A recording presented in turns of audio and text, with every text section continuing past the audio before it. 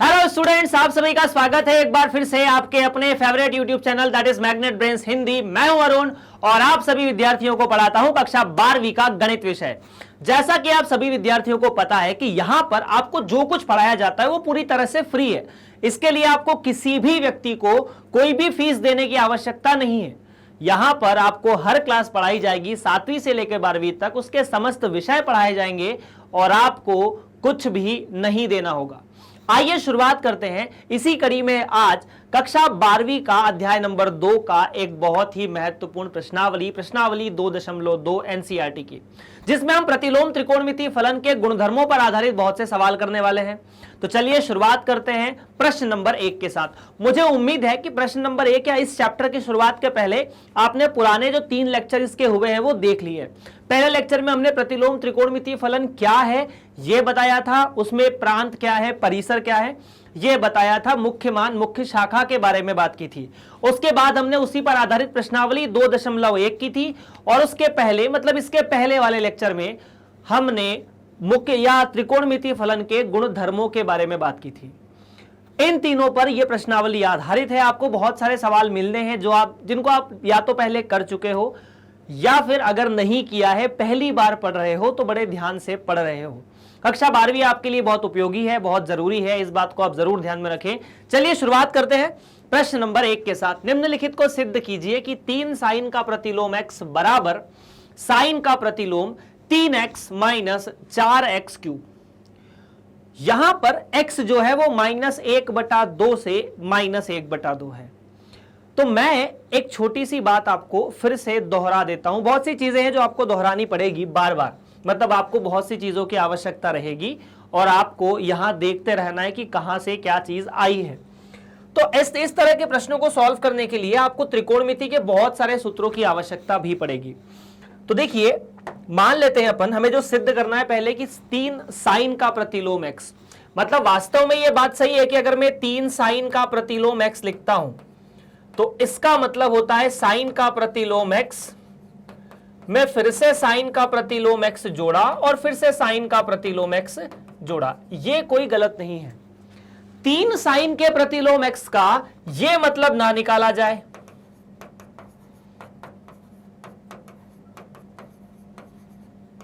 ये दोनों चीजें अलग अलग है।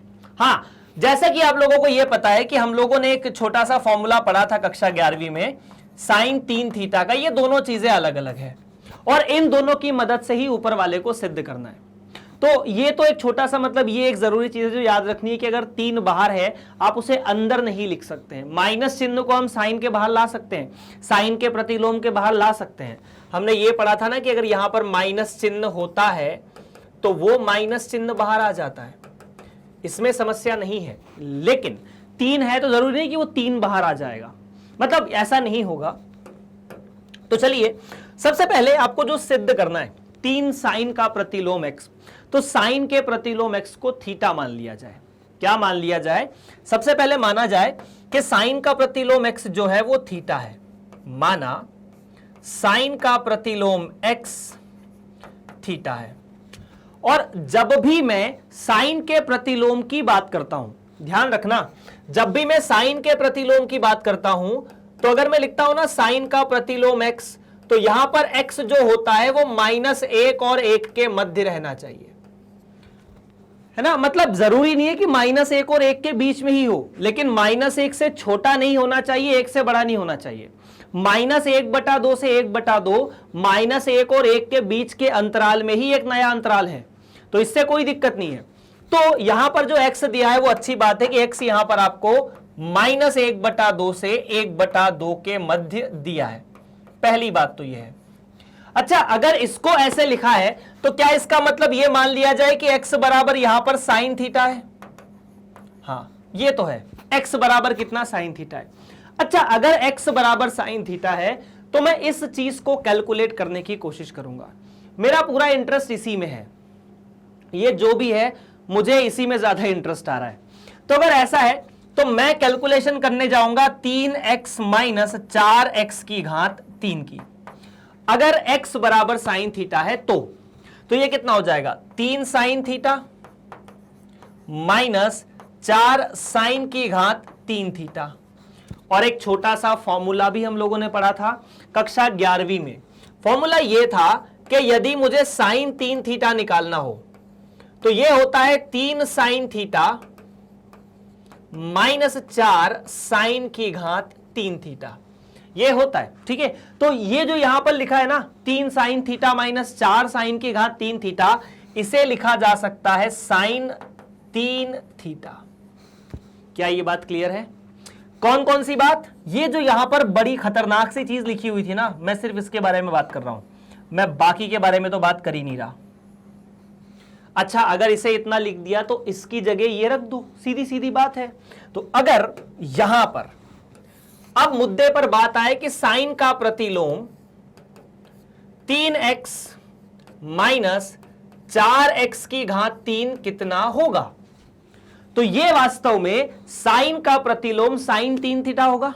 हां जी, साइन का प्रतिलोम साइन 3 थीटा, साइन का प्रतिलोम साइन 3 थीटा होगा सर। ये तो ठीक है, इसे हटाया, यहां लगाया, यह है साइन का प्रतिलोम साइन 3 थीटा। और एक छोटी सी जानकारी, और जानकारी क्या कि किसी भी त्रिकोणमितीय फलन में हमने यह जरूर देखा था कि अगर फलन के अंदर त्रिकोणमितीय फलन का उसी फलन का प्रतिलोम हो तो वो सदैव x के बराबर होता है। जैसे उदाहरण के लिए मैं लिखना चाहूं साइन के अंदर साइन का प्रतिलोम थीटा, तो यह वास्तव में हमेशा थीटा है बिना रोक टोक के, थीटा का जो भी मान आएगा वो चलेगा। लेकिन क्या है, यहां थोड़ी कहानी उल्टी है। यहां कहानी यह है कि जब मैं इसे लिखता हूं ना कि प्रतिलोम के अंदर साइन या प्रतिलोम के अंदर वही फलन, तो मुझे यह बात ध्यान देनी होती है कि यह जो फलन लिखा है, अगर त्रिकोणमितीय फलन की बात हो रही है तो इसके मान मुख्य मान में होने चाहिए। बस इतनी सी बात है, ज्यादा कुछ नहीं है। खैर, हमारे लिए इतना बड़ा इशू नहीं है, वो अपन डिस्कस कर चुके हैं क्या है क्या नहीं है। अगर ऐसा लिखा है तो ये 3 थीटा के बराबर होगा। साइन का प्रतिलोम साइन थीटा बराबर थीटा, तो यहां से ये हो जाएगा 3 थीटा के, किसके बराबर? 3 थीटा के बराबर। और अगर ये 3 थीटा के बराबर है तो इसमें तो आपको कोई दिक्कत ही नहीं है। थीटा बराबर क्या था? साइन का प्रतिलोम x, तो 3 थीटा कितना हो जाएगा? 3 गुणा साइन का प्रतिलोम x। और यही तो आपको सिद्ध करना था। हो गया। कैलकुलेशन सिर्फ इतना है, वास्तव में जो सॉल्यूशन है वो इतना है, लेकिन इसके अंदर जो जान डाली गई है वो इस फॉर्मूले की मदद से और इन कॉन्सेप्ट की मदद से डाली गई है। अब ये जान कहां से आपको डालनी है? तो यहां से आपको कक्षा 11वीं के जो त्रिकोणमिति के सूत्र हैं वो जरूर याद होने चाहिए। जब तक वो याद नहीं है इनके बारे में आप ज्यादा नहीं सोच सकते। खैर, let's move to the next concept और to the next question. Question number 2 same question है। क्वेश्चन है कि 3 कॉस का प्रतिलोम x बराबर कॉस का प्रतिलोम 4 कॉस की घात 3 थीटा माइनस 3 कॉस, या 4 एक्स की घात 3 माइनस 3 एक्स, और यहां x 1/2 से 1 तक है। तो क्या करेंगे हम? सबसे पहले यही मान लेंगे कि माना कॉस का प्रतिलोम x बराबर थीटा, तो यहां से x का मान कितना? Cos theta. अगर x का मान कॉस थीटा, तो क्या मैं 4x की घात 3 माइनस 3x के बारे में बात कर सकता हूं? बिल्कुल, यह मिलेगा 4 कॉस की घात 3 थीटा माइनस 3 कॉस थीटा। और जैसा यह फॉर्मूला है ना, वैसा ही एक और फॉर्मूला आप लोगों के सामने, इसे हटाते हैं, मुद्दे पर आते हैं। फॉर्मूला ऐसा है कि कॉस 3 थीटा के बारे में अगर मैं बात करता हूं तो वो आता है 4 कॉस की घात 3 थीटा माइनस 3 कॉस थीटा। इससे उल्टा थोड़ा सा, मतलब यहां 4 पहले, यहां 4 बाद में, तो इसे याद ऐसे रखते हैं। वास्तव में इसे लिखते हैं 34 और इसे लिखते हैं 43, है ना? 34 43 क्यों? मतलब आपको ऐसे ही अगर याद नहीं होता है आप लोगों को तो ये 34 का मतलब 3 पहले 4 बाद में, माइनस माइनस तो दोनों में है। 43 का मतलब 4 पहले 3 बाद में। ठीक है, जहां पर 4 है वहां पर घात 3 होगी, तो 4 के साथ घात 3, यहां पर भी 4 के साथ घात 3, और जहां 3 है वहां पर घात 1 होगी। बस इतनी सी बात है। तो इसे तो मैं अभी लिख सकता हूं कि ये तो cos 3 थीटा के बराबर है। बात तो सही है। ये जो है ना कॉस का प्रतिलोम 4x की घात 3 माइनस 3x बराबर होना चाहिए कॉस का प्रतिलोम कॉस 3 थीटा, और कॉस का प्रतिलोम कॉस 3 थीटा कितना 3 थीटा। अब चूंकि थीटा कॉस का प्रतिलोम x है तो ये कितना हो जाएगा 3 कॉस का प्रतिलोम x। और एक छोटी सी बात है, आप इन्हें सूत्रों की तरह भी हल कर सकते हैं, मतलब याद रख सकते हैं। अभी जब एक चैप्टर आएगा जिसे आप समाकलन कहते हैं, और वहां पर अगर इसका समाकलन बोला जाए या इसका अवकलन बोला जाए तो ये मुश्किल है। अगर ये इसके बराबर है तो इसका अवकलन और समाकलन कुछ हद तक सरल किया जा सकता है। तो इस बात का जरूर आप ध्यान रखिएगा कि यहां पर इसे इसके बराबर लिखना है, ये पहले दूसरे सवाल का जवाब है। आप इसे एक सूत्र की तरह भी लिख सकते हैं, है ना। मतलब ये जो हम लोग डिस्कस कर रहे हैं इन्हें हम दो नए सूत्रों के रूप में लिख सकते हैं कि हमने अभी तक जो पढ़ा है वो ऐसा है कि 3 साइन का प्रतिलोम x बराबर साइन का प्रतिलोम 3x माइनस 4x की घात 3, और x यहां पर माइनस 1/2 से 1/2 के मध्य है। वहीं पर यही बात अगर मैं कॉस के साथ लिखना चाहूं तो 3 कॉस का प्रतिलोम x बराबर कॉस का प्रतिलोम 4x की घात 3 माइनस 3x होगा, जहां पर x 1/2 से 1 तक होना चाहिए। क्लियर है क्या? चलिए आगे बढ़ते हैं। फिर अगला सवाल है कि सिद्ध कीजिए, प्रश्न नंबर 3, 10 का प्रतिलोम 2/11 प्लस 10 का प्रतिलोम 7/24 बराबर 10 का प्रतिलोम 1/2। तो हमने एक छोटा सा सूत्र पढ़ा है, उस सूत्र की मदद से इसे आसानी से सॉल्व किया जा सकता है। सूत्र क्या था, है ना। उन सूत्रों को अपन 1 बाय 1 यहां लिख लेते हैं कि यदि 10 का प्रतिलोम x प्लस 10 का प्रतिलोम y आपको दिया जाए तो इसे दो तरीकों से लिखा जा सकता था। पहला तरीका, एक काम करते हैं, जो तरीका अभी चाहिए उसके बारे में बात कर लेते हैं, स्पेस थोड़ी कम है। दूसरा तरीका जरूरत पड़ेगी तो अपन उसको लिखेंगे जरूर। यहां x प्लस वाई और यहां 1 माइनस एक्स वाई, और ये कब लिखा जाता है जब x और y का गुणा 1 से छोटा हो। x y का गुणा 1 से छोटा होना चाहिए, मतलब ये जो यहां ये जो हर है ना वो धनात्मक होना चाहिए, यूं समझ लो। तो आपने सबसे पहले सवाल को देखा, आपने माना कि मैं यहां पर 10 का प्रतिलोम x प्लस 10 का प्रतिलोम y का सूत्र तो लगाऊंगा। तो सबसे पहले क्या कैलकुलेट करना पड़ेगा कि x गुणा y कितना है। तो हमने माना कि x जो है वो 2/11 है और y जो है वो 7/24 है। तो x गुणा y निकाला जाए। x गुणा y मतलब 2/11 गुणा 7/24, तो 2 से 24 कटा 12 बार, यह आएगा 7/132। अब 7/132 जो है वो 1 से तो छोटा है यार। कितना छोटा है मतलब ये नहीं कर रहा, मैटर ये नहीं करता, मैटर ये करता है कि वो 1 से छोटा है।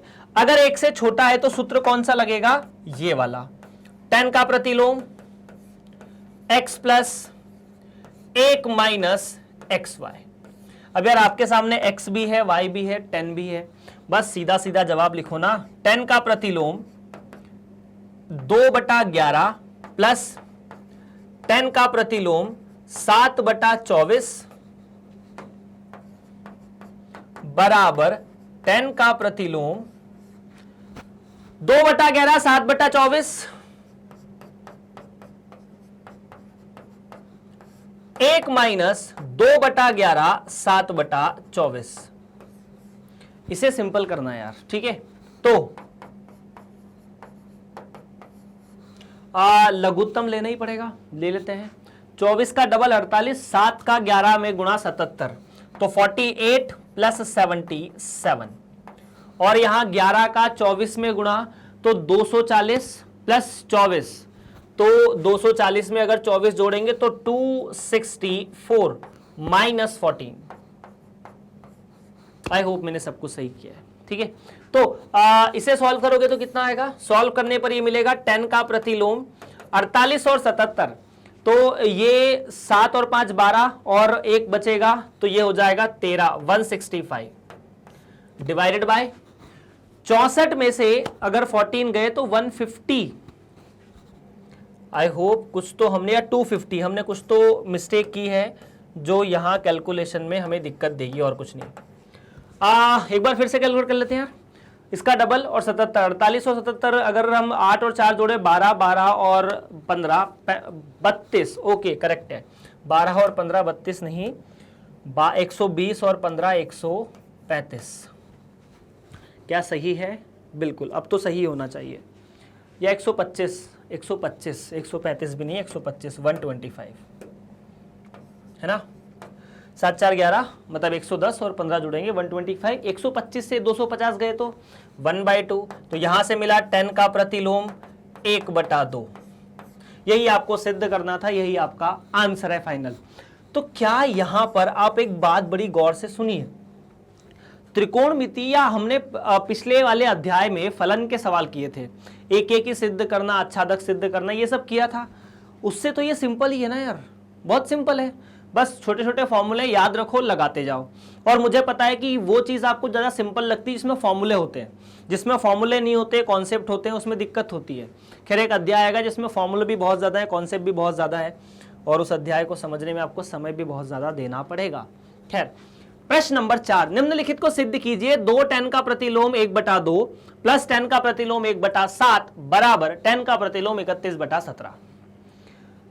इस प्रश्न को हम डायरेक्टली मतलब किस तरह से हल कर सकते हैं? तो आप इसको ऐसा नहीं कर सकते कि यहां 10 का प्रतिलोम a प्लस 10 का प्रतिलोम b लगा दिया, नहीं, ये 2 जब तक आगे है आप ऐसा नहीं कर सकते।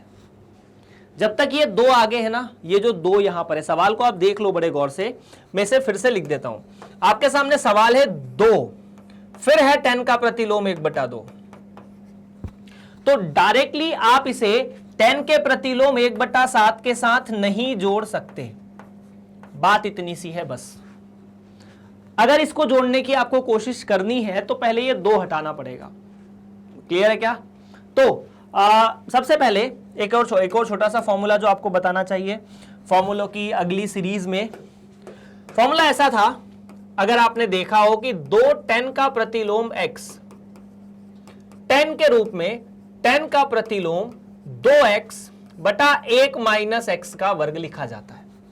यह 10 के रूप में लिखा जाता है। कब?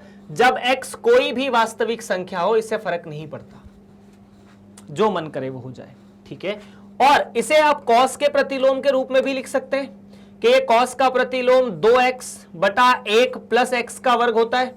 और इसे साइन के प्रतिलोम के रूप में भी लिख सकते हैं 2x बटा 1 प्लस x का वर्ग, यहां cos में थोड़ी अलग है, यहां 1 माइनस x का वर्ग आएगा। ऐसा कुछ हमें 10 के रूप में आंसर चाहिए ना।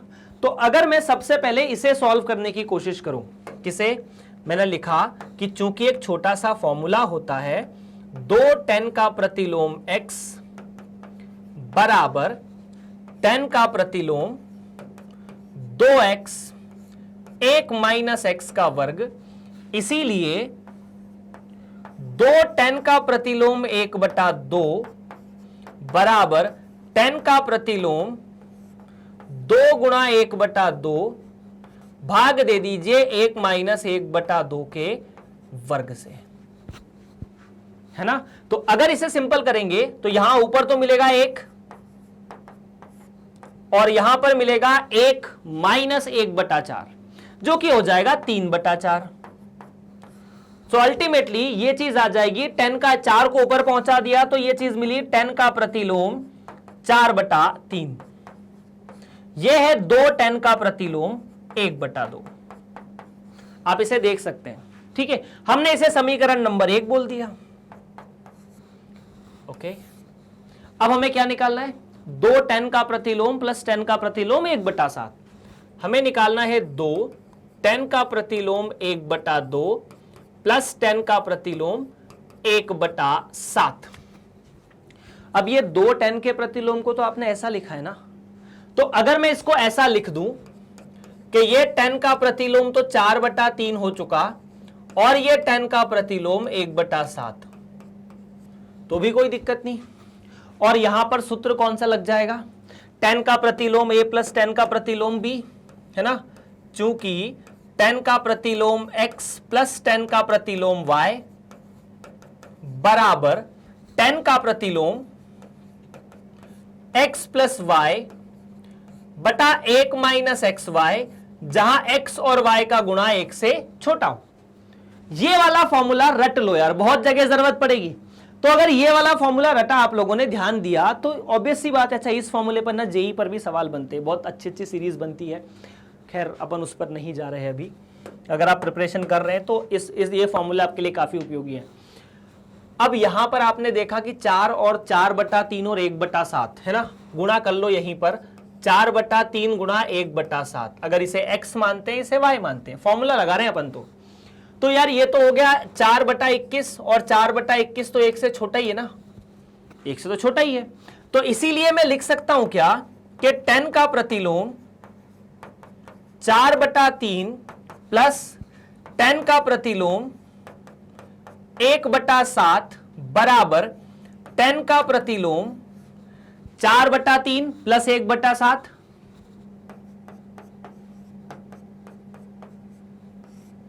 एक माइनस 4/3 1/7। हाँ बिल्कुल बात सही है। तो उसको लघुत्तम लेके हल करें, लघुत्तम लेके हल करेंगे तो कितना आएगा, 3 उधर 4 इधर, तो 28 प्लस 3 और 21 माइनस 4, बिल्कुल सही है। और आपने ये फॉर्मूला जो लगाया है ना, इस फॉर्मूले को लगाने का कारण भी लिख दीजिएगा। कारण क्या, कारण ये कि 4/3 गुणा 1/7 1 से छोटा है, यही वाला फॉर्मूला है ना।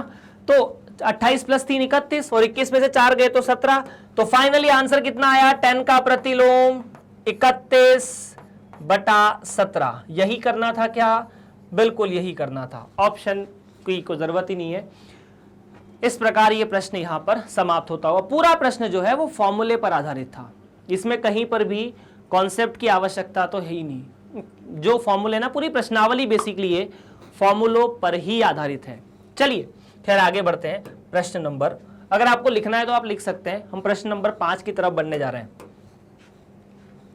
ओके, निम्नलिखित फलनों को सरलतम रूप में लिखिए। अभी सवाल थोड़ा खतरनाक है। tan का प्रतिलोम 1 प्लस एक्स का वर्ग माइनस 1/x। अब ये जो फलन है, इसमें आप x का क्या मान रखें कि ये सरल हो जाए। और मैंने आपको ये बताया है कि जब भी आप ऐसा कुछ सोच रहे हो तो tan के प्रतिलोम के अंदर आपको tanx लाना है और कुछ भी नहीं, या tan थीटा लेकर आना है। मतलब इस पूरे की जगह कोई tan थीटा बन जाना चाहिए और कुछ नहीं, इस पूरे की जगह tan थीटा बन जाना चाहिए। आप इसके अलावा कुछ और मत सोचिए। क्या ये बात क्लियर है? इस पूरे की जगह क्या बनना चाहिए, कोई tan थीटा बन जाना चाहिए। अगर यहां पर बन जाएगा तो फिर बाकी tan का प्रतिलोम tan थीटा, तो tan थीटा होता ही है। तो हम सबसे पहले क्या करेंगे, सोच लो क्या ऐसा रखें, ऐसा कौन सा x रखे कि 1 प्लस एक्स के वर्ग का वर्गमूल किया जाए, उसमें से 1 घटाया जाए, उसको फिर x से भाग दिया जाए तो tan के रूप में आंसर आ जाए। कोई ना कोई त्रिकोणमितीय फलन रखना पड़ेगा। आपके सामने sin x और cos x है, तो सीधी सीधी बात है, साइन का वर्ग और कॉस का वर्ग करने के बाद उसमें 1 जोड़ने पर कभी भी पूर्ण वर्ग संख्या नहीं बनती। आपने कभी ऐसा देखा है क्या कि मैं साइन के वर्ग में 1 जोड़ दूं तो ये किसी संख्या का पूर्ण वर्ग बन जाए? नहीं संभव है। ये है कि मतलब कुछ स्पेशल केस में संभव हो जाएगा, लेकिन हम हमेशा के लिए ऐसा तो बोल नहीं सकते।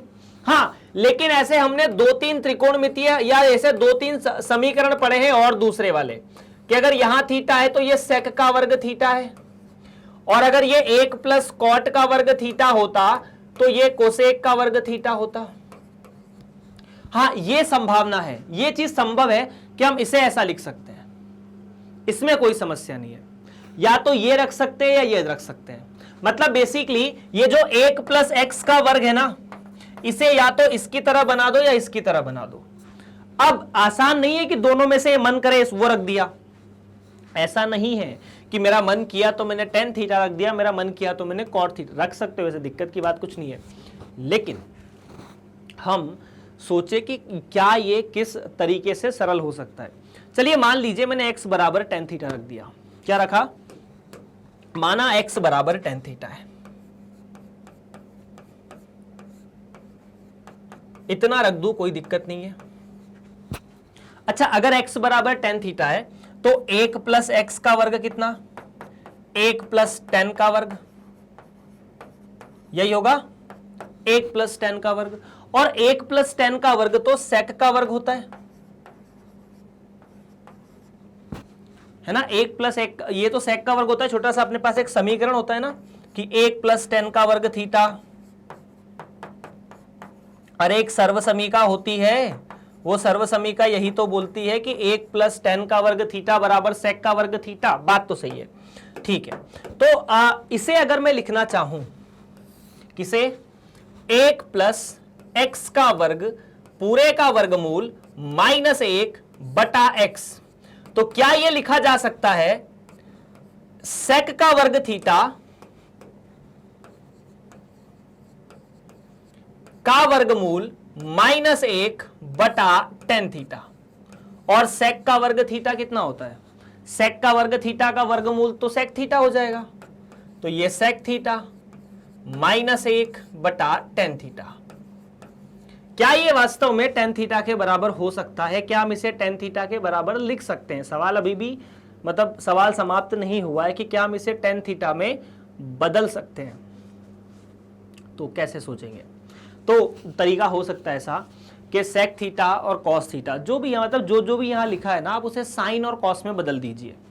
तो इसे आप ऐसा भी लिख सकते हैं 1 बटा cos थीटा माइनस 1, और यह आ जाएगा sin थीटा बटा cos थीटा।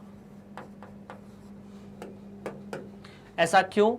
ऐसा इसलिए मुझे पता है कि sec थीटा का मतलब तो 1 बटा cos थीटा होता है, और tan थीटा का मतलब sin थीटा बटा cos थीटा होता है। ये दुनिया के सारे थीटाओं के लिए सही है, बस उनको छोड़ के जहां पर cos थीटा परिभाषित नहीं है। खैर, हमने अभी उस चीज को जोड़ा भी नहीं है। ये cos थीटा यहां कैंसिल, ठीक है। तो क्या ये चीज ऐसी बनी 1 माइनस cos थीटा बटा sin थीटा? अभी भी ये पूरी तरह से सरल नहीं हुआ है, मतलब अभी भी हमें जो चाहिए वो नहीं बना। ये tan के रूप में बन जाना चाहिए कुछ, बाकी जो भी बने ये किसके रूप में बन जाना चाहिए? tan के रूप में बन जाना चाहिए। देख लो फटाफट क्या ये tan के रूप में बन सकता है। तो देखो यार, अब इसे tan के रूप में कैसे लिखना है इसके बारे में हम लोग बातें कर चुके हैं पिछले अध्याय में, मतलब पिछले लेक्चर में, पर इसे फिर से लिखते हैं। मतलब इसी फ्लो में आगे बढ़ते हैं कि हमने अभी तक क्या कर लिया है। मैं लिख सकता हूं कि मैंने अभी तक ऐसा देखा है कि 1 प्लस एक्स का वर्ग माइनस 1 बटा एक्स को मैं 1 माइनस cos थीटा बटा sin थीटा लिख सकता हूं। लेकिन थीटा क्या है? जहां थीटा जो है वो, या थीटा नहीं, जहां एक्स जो है वो tan थीटा है, ऐसा लिख देते हैं अभी। क्लियर है क्या? अच्छा, अब छोटे छोटे दो फॉर्मूले के बारे में और बातें करते हैं, ठीक है। उसी के आधार पर अपन बातें करेंगे थोड़ी सी आगे। फॉर्मूले ऐसे होते हैं 2-3 कि यदि आपको ऐसा कहा जाए कि 1 प्लस cos थीटा कितना होता है, यदि आपसे कहा जाए कि 1 प्लस या 1 माइनस cos थीटा कितना होता है, 1 माइनस cos 2 थीटा बोल देते हैं चलो, तो ये होता है 2 sin का वर्ग थीटा, है ना। और क्या, यदि ऐसा कहा जाए कि sin 2 थीटा कितना होता है, तो ये होता है 2 sin थीटा cos थीटा। अच्छा, अगर इस थीटा की जगह या 2 थीटा की जगह में x लिख दूं, या 2 थीटा को कोई नया नंबर दे दूं अल्फा, तो थीटा अल्फा बटा 2 हो जाएगा। इन द केस, मतलब क्या मैं इसे 1 माइनस cos थीटा को लिख सकता हूं? ऐसा ध्यान से सुनना, अगर 1 माइनस cos थीटा के बारे में बात करनी हो तो 1 माइनस cos थीटा में इसी फॉर्मूले में जहां 2 थीटा है उसे आधा कर दो, तो 2 थीटा को आधा करेंगे तो थीटा, तो यहां पर भी आधा करना पड़ेगा। तो वास्तव में यह किस प्रकार हो जाएगा? यह हो जाएगा 2 sin का वर्ग x या थीटा बटा 2। बोलो हाँ या ना। और उसी तरह से साइन थीटा को आप लिख सकते हैं 2 साइन थीटा बटा 2 कॉस थीटा बटा 2। तो यदि आपको यह वाला अनुपात ज्ञात करना है, कौन सा, 1 माइनस कॉस थीटा बटा साइन थीटा, क्या इसे लिखा जा सकता है 2 साइन का वर्ग थीटा बटा 2 डिवाइडेड बाय 2 साइन थीटा बटा 2 कॉस थीटा बटा 2। और अगर आपको ध्यान हो तो साइन से साइन कटेगा, यहां 2 से 2 कटेगा, ये सिर्फ बचेगा साइन थीटा बटा 2 ऊपर और यहां कॉस थीटा बटा 2। तो क्या इसे लिख सकते हैं कंबाइनली टेन थीटा बटा 2? बिल्कुल बात सही है, बहुत सिंपल सा फॉर्मूला है ना, साइन थीटा बटा कॉस थीटा टेन थीटा। होता आया है जमाने से, होता रहेगा जमाने तक। तो बेसिकली ये वाली कहानी अभी किसके बराबर आई, ये आ चुकी है टेन थीटा के बराबर। तो फाइनली क्या आप इसे ऐसा लिख सकते हैं, अतः 1 प्लस एक्स का वर्ग टेन थीटा बटा 2 माइनस 1 बटा एक्स। अच्छा मैंने कहीं कोई गड़बड़ की, हाँ ठीक है ठीक है ठीक है, बराबर टेन थीटा बटा 2, जहां थीटा क्या है या एक्स क्या है, ऐसा ऐसा कुछ है ना, इतना ही है ना, ज्यादा कोई दिक्कत वाली बात तो नहीं है, बिल्कुल नहीं है। तो इसी कड़ी में यदि आपको यह निकालना होगा तो क्या, 10 का प्रतिलोम वर्गमूल 1 प्लस एक्स का वर्ग माइनस 1 बटा एक्स। तो यह वास्तव में होगा 10 का प्रतिलोम टेन थीटा बटा 2। क्यों यार, क्योंकि ये तो टेन थीटा बटा 2 के हैं और 10 का प्रतिलोम टेन थीटा, थीटा बटा 2। तो फाइनली ये मिल गया थीटा बटा 2। अब ये थीटा क्या है, जब x टेन थीटा है तो थीटा को सीधा सीधा लिख सकते हैं कि थीटा 10 का प्रतिलोम x है। सो फाइनली यह आ जाएगा 1 बटा 2 10 का प्रतिलोम x बटा 2, या x बटा 2 नहीं x, सॉरी, यही आपका फाइनल आंसर है, इतना सा। तो जैसे कि आप लोगों ने देखा कि टेन 2 थीटा को हम कैसे लिख सकते हैं, मतलब 2 10 के प्रतिलोम x को कैसे लिख सकते हैं। छोटा सा अपन ने कैलकुलेशन फॉर्मूला लिखा था कि 2 10 के प्रतिलोम x को ऐसा लिख सकते हो, बिल्कुल। अगर 2 की जगह 1 बटा 2 हो तो इसको ऐसा लिखना पड़ेगा, देख लो ये एक नया फॉर्मूला बन जाता है, लेकिन जरूरत नहीं पड़ती। 1 बटा 2 10 का प्रतिलोम x बराबर इतना इतना इतना। खैर प्रश्न यहीं पर समाप्त होता हुआ। आई होप यहां कोई दिक्कत नहीं है, अगर कोई दिक्कत है तो आप कमेंट कर सकते हैं बिना किसी समस्या के। अगर मतलब ये जो फॉर्मूले है ना, ये सारे त्रिकोणमिति फलन से बहुत ज़्यादा उपयोगी है। आपने कक्षा 11वीं में अगर नहीं पढ़ा है तो एक बार वो जितने भी फॉर्मूले त्रिकोणमिति फलन के 11वीं कक्षा की एनसीईआरटी किताब में दिए हैं, या आपके राज्य शासन में आपके स्कूल में जो किताब फॉलो होती है उसमें दिए हैं, तो आप उनको एक बार याद कर लीजिए, नोट कर लीजिए, रट लीजिए, क्योंकि उनके बिना काम नहीं चलने वाला है। प्रश्न नंबर 6 सेम कॉन्सेप्ट है, 10 का प्रतिलोम, देखना ध्यान से, 1 बटा एक्स का वर्ग माइनस 1। अब मैं अगर गौर से देखूं, सुनना ध्यान से, अगर यहां पर 10 के प्रतिलोम में मुझे इस चीज को 10 बनाना है, किसे, मैं इसे 10 बनाना चाहता हूं, इसे मैं इसे 10 थीटा बनाना चाहता हूं। तो अगर इसे 10 थीटा बनाओगे तो ये पूरा का पूरा कॉट थीटा होना चाहिए। कॉन्सेप्ट तो ऐसे ही होना चाहिए, क्या होना चाहिए, कॉट थीटा होना चाहिए। क्यों कॉट थीटा होना चाहिए, क्योंकि 1 बटा कॉट थीटा 10 थीटा होता है। अपन इसके बारे में बात करेंगे। इसका मतलब है कि x के वर्ग वाली, यहां पर x की जगह ऐसा कुछ रखना पड़ेगा जो कॉट थीटा बना दे। और मेरे दिमाग में एक समीकरण है ऐसा कि 1 प्लस कॉट का वर्ग थीटा बराबर कोसेक का वर्ग थीटा, तो कोसेक का वर्ग थीटा माइनस 1 बराबर कॉट थीटा। यहां पर यह चीज को सपोर्ट करने के लिए बात बोली भी गई है कि x 1 से ज्यादा या माइनस 1 से कम होना चाहिए। मापांक x 1 से बड़ा बोला है ना, इसका मतलब या तो वो 1 हो या 1 से बड़ा हो, या माइनस 1 या माइनस 1 से छोटा हो। तो इस केस में हम x को सीधा सीधा कोसेक थीटा रख सकते हैं। तो बस हमने माना, क्या माना, x बराबर कोसेक थीटा। अगर ऐसा मानते हो तो आपको पता है कि कोसेक थीटा का मान 1 से बड़ा आता है, जो इस चीज को संतुष्ट भी कर रहा है। ओके, अगर x बराबर कोसेक थीटा है तो x का वर्ग कितना हो जाएगा, -1 भी निकाल लो, तो ये हो जाएगा कोसेक का वर्ग थीटा -1, और कोसेक का वर्ग थीटा -1 कॉट का वर्ग थीटा होता है ना। तो आपको एक छोटा सा समीकरण याद होगा कि कॉट का वर्ग थीटा +1 बराबर कोसेक का वर्ग थीटा, है ना। तो खैर ये तो हो चुका कॉट का वर्ग थीटा। अगर इसका वर्गमूल निकाला जाए कि मैं यहां से इसका वर्गमूल भी ले लूं, तो कॉट के वर्ग थीटा का वर्गमूल कितना, सिर्फ और सिर्फ कॉट थीटा।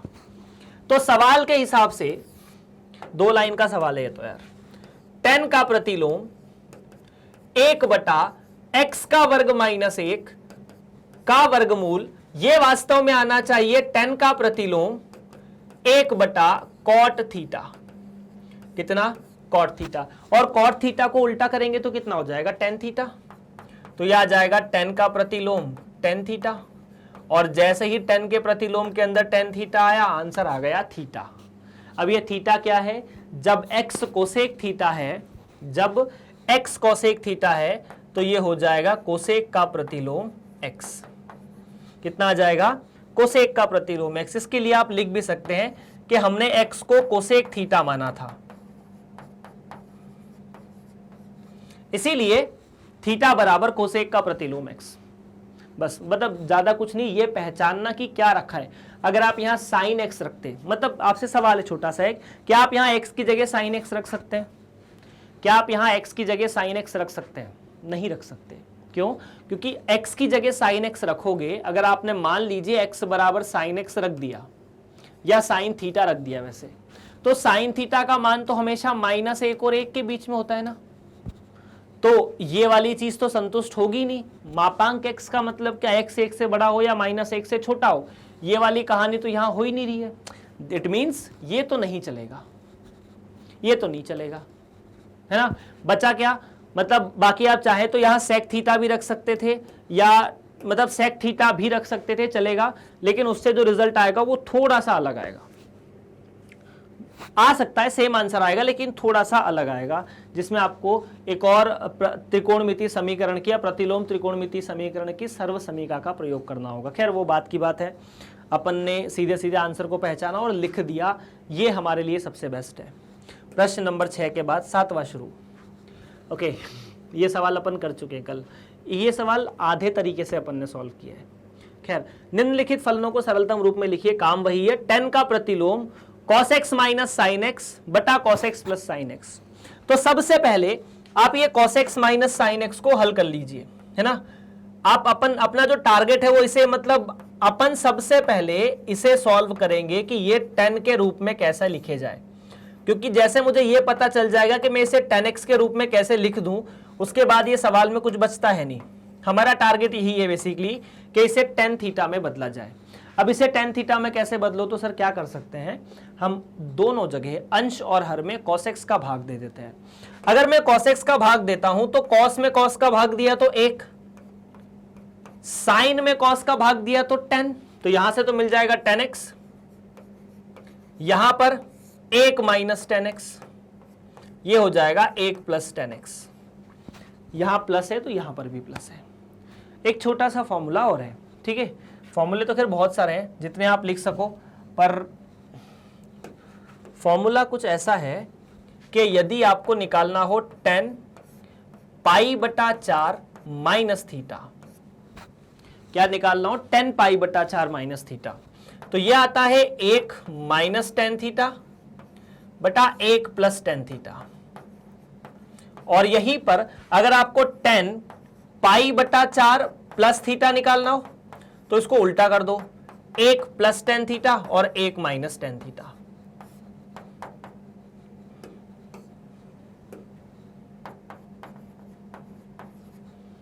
फिनिश। तो खैर अगर ऐसा है तो इसे तो आप सीधा सीधा फिर ऐसे भी लिख सकते हैं, क्या कि मैं इसे लिख सकता हूं 10 पाई बटा 4 माइनस थीटा। इसका जवाब आप ऐसे भी लिख सकते हैं कि चूंकि क्या 10 पाई बटा 4 माइनस थीटा जो है, अब इसे 10a माइनस 10 भी से निकाल भी सकते हैं ना, यह आ जाएगा 10 या 1, सबसे पहले तो 1 माइनस 10 थीटा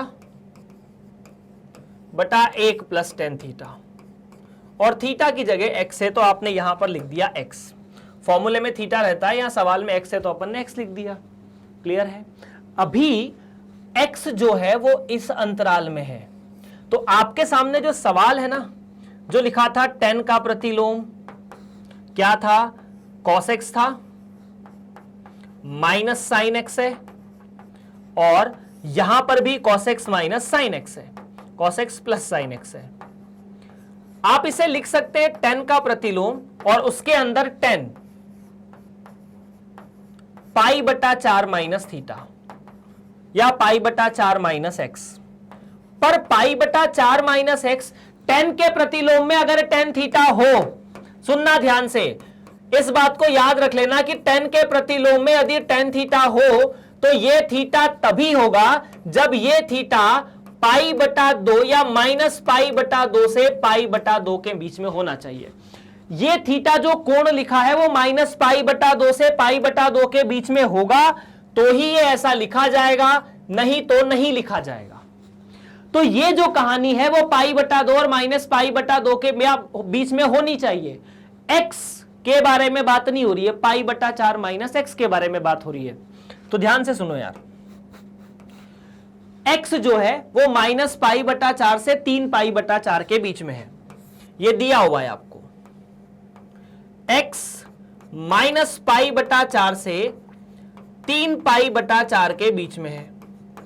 अगर ऐसा है तो जो भी x है आप उसको नेगेटिव कर दीजिए। नेगेटिव क्यों कर दीजिए? क्योंकि माइनस x है तो पूरी असमीका में माइनस चिन्ह का गुणा करने पर असमीका का चिन्ह बदल दिया जाता है।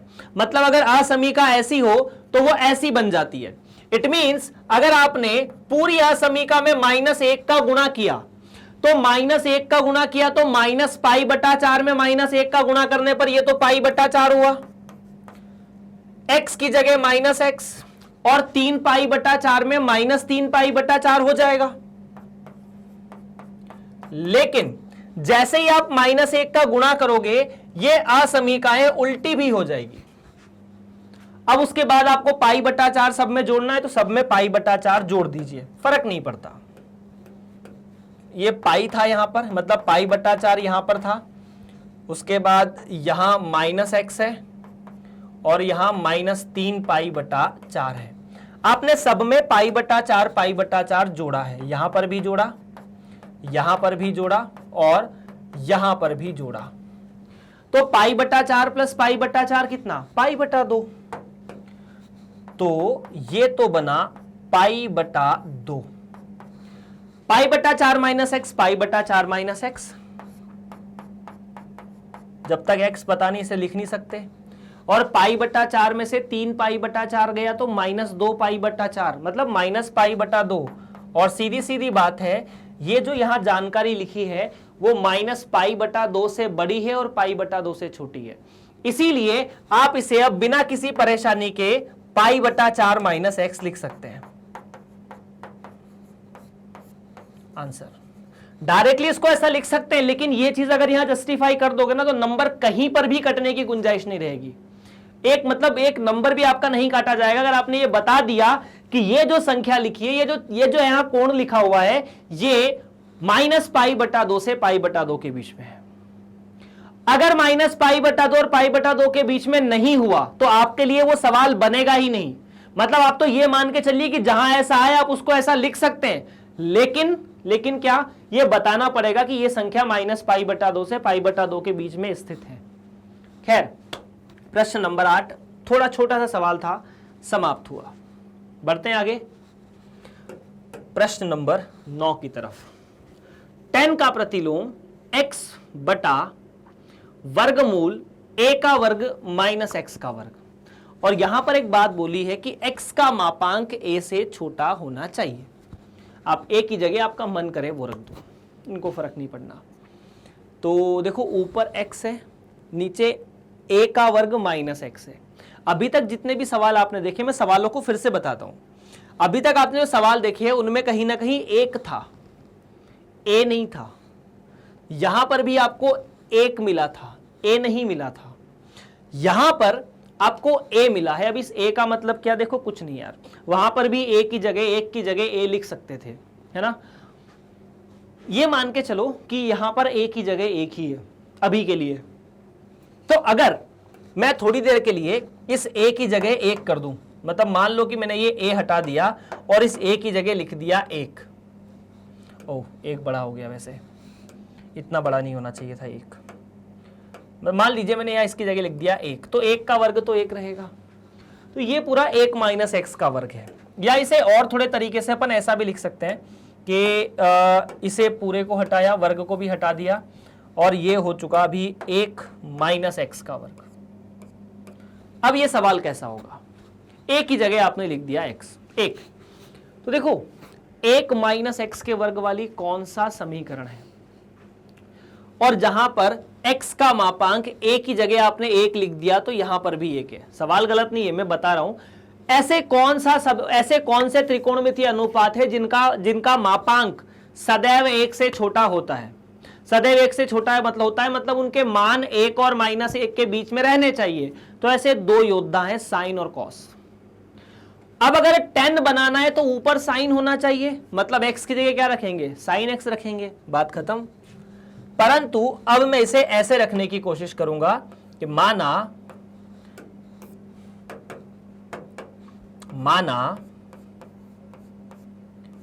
x बराबर a साइन थीटा।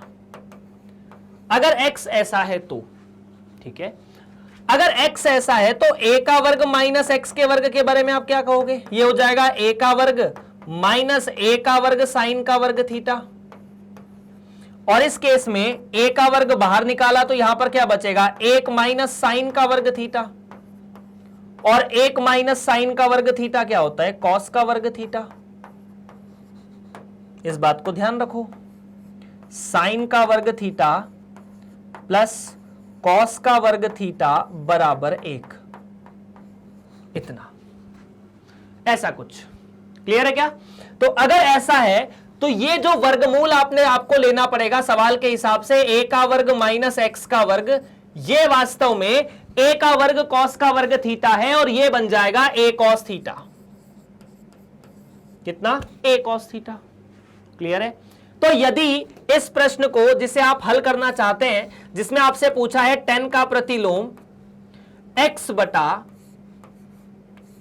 a का वर्ग माइनस एक्स का वर्ग, तो इसकी जगह आप लिख सकते हैं tan का प्रतिलोम x की जगह a साइन थीटा और यहां पर a cos थीटा। तो साइन थीटा से cos थीटा गया tan थीटा, तो यहां पर बन जाता है tan का प्रतिलोम tan थीटा। और tan का प्रतिलोम tan थीटा हमेशा होता है थीटा। दिया नहीं ऐसी कोई जानकारी कि माइनस पाई बटा 2 से पाई बटा 2 के बीच में हो। अब थीटा क्या है, तो चूंकि अभी ध्यान देना ना, आप इसको साइन का प्रतिलोम x नहीं लिख सकते डायरेक्टली, सुनना। चूंकि x बराबर a साइन थीटा है, तो साइन थीटा को आप लिख सकते हैं x बटा a, हाँ लिख सकते हैं। अब थीटा को आजाद कीजिए, तो अगर अब थीटा को आजाद करेंगे तो थीटा बराबर साइन का प्रतिलोम x बटा a। तो यहां से आपका जो आंसर होना चाहिए वो है साइन का प्रतिलोम x बटा a। ये इस पार्ट का आंसर है। थीटा आंसर नहीं है, थीटा तो सवाल में था ही नहीं, आप अपने मन से लेकर आए, मन से हटाए, कोई दिक्कत नहीं है। क्या क्लियर है। आप देख सकते हैं, मुझे नहीं लगता कि यहां आपको कोई परेशानी विशेष रूप से होनी चाहिए, और अगर है तो आप बता सकते हैं कमेंट करके। खैर, प्रश्न नंबर 9 यहां समाप्त है। बात करते हैं प्रश्न नंबर 10 के बारे में। आप चाहें तो एक बार लिख सकते हैं, मैं थोड़ा सा साइड हो जाता हूं, ठीक है। चलिए प्रश्न नंबर 10। ओहो tan का प्रतिलोम a की घात 3x माइनस एक्स की घात 3 बटा ए की घात 3 माइनस 3a x का वर्ग। तो यहां पर आपको tan के प्रतिलोम a या tan 3 थीटा का सूत्र याद होना चाहिए, क्योंकि ऐसा तभी बनता है जब x जो होता है वो 3 थीटा होता है। मतलब ये जो सारे सब सूत्र हैं वो त्रिकोणमिति कक्षा 11वीं के सूत्र हैं, याद रखना पड़ेंगे। हमने इस सवाल में क्या किया, अपन सिर्फ अभी इसके बारे में बात कर रहे हैं ना, tan के प्रतिलोम को तो भूल ही जाओ, वो तो बाहर खड़ा है, जब तक अंदर वाला मैटर सॉल्व नहीं होगा वो कुछ नहीं कर सकता। तो हमने सबसे पहले x को माना tan थीटा, और यहां a भी है तो a का क्या करेंगे, तो हम x को मान लेंगे, माना x जो है या x बराबर a tan थीटा है।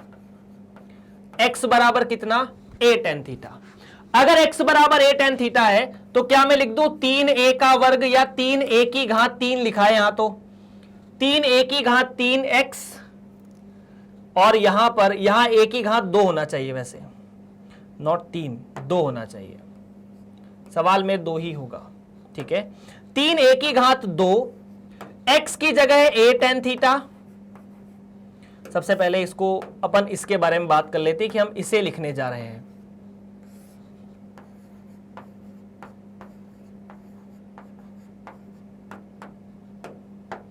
ओके, हम इसे सॉल्व करने जा रहे हैं। x की जगह a tan थीटा रखा तो क्या ये मिलेगा, 3a का वर्ग साथ में a tan theta minus a tan theta का वर्ग, भाग दे दीजिए किससे, a की घात 3 तो a की घात 3 minus 3a a tan theta का वर्ग, ऐसे ही होगा। अब यहां से अगर सिंपल करेंगे तो देखना आपको क्या क्या मिलेगा। यहां तो मिला 3a की घात 3, a और a का गुणा, tan थीटा को तो कुछ नहीं, तो tan थीटा माइनस a की घात 3 है, सॉरी, तो यहां पर 2 नहीं 3 घात होगी। a की घात 3 tan की घात 3, तो यहां से मिलेगा a की घात 3 और साथ में tan की घात 3, भाग दिया किससे, a की घात 3 तो ठीक है, a की घात 2 और साथ में a, तो ये तो मिल जाएगा a की घात 3, तो यहां पर a की घात 3 और यहां पर 3a की घात 3 और tan का वर्ग थीटा। अब देखो अंश और हर सब दूर a की घात 3 a की घात 3 a की घात 3 है, तो ये चीज वास्तव में हो जाएगी 3 tan थीटा माइनस tan की घात 3 थीटा, भाग दे दीजिए 1 माइनस 3 tan का वर्ग थीटा से। और एक छोटा सा सूत्र क्या, सूत्र ऐसा कि यदि आपको tan 3 थीटा निकालना हो तो ये होता है 3 tan थीटा माइनस tan की घात 3 theta divided by 1 minus 3 tan का वर्ग थीटा। तो ये वास्तव में क्या है, ये है tan 3 थीटा। ये किसके बराबर है, tan 3 थीटा के। तो अभी सवाल सॉल्व नहीं हुआ है, अभी सिर्फ ये सरल रूप में हुआ है। तो अगर ये सरल रूप में आया है तो अपन सीधा सीधा लिख सकते हैं कि हमने जिस प्रश्न को सॉल्व करने की कोशिश की जिसमें ये लिखा था कि tan के प्रतिलोम में 3a का वर्ग x माइनस x की घात 3 डिवाइडेड बाय a की घात 3 माइनस 3ax का वर्ग था। हमने इसे लिख दिया है tan के अंदर या tan का प्रतिलोम tan 3 थीटा, जहां पर थीटा जो है या जहां x को हमने tan थीटा माना था, नहीं x को tan थीटा नहीं, x को a tan थीटा माना था। a भी था ना सामने ये वाला, हाँ जी। अभी tan के प्रतिलोम में tan थीटा, तो tan के प्रतिलोम में 3 थीटा,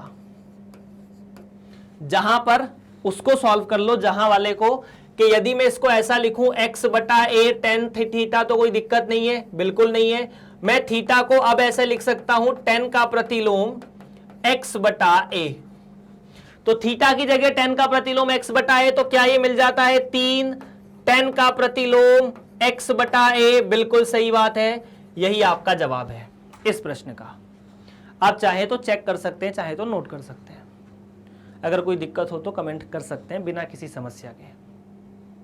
डन है? चलो यार, प्रश्न नंबर 10 भी समाप्त। बात करें 11वें प्रश्न के बारे में।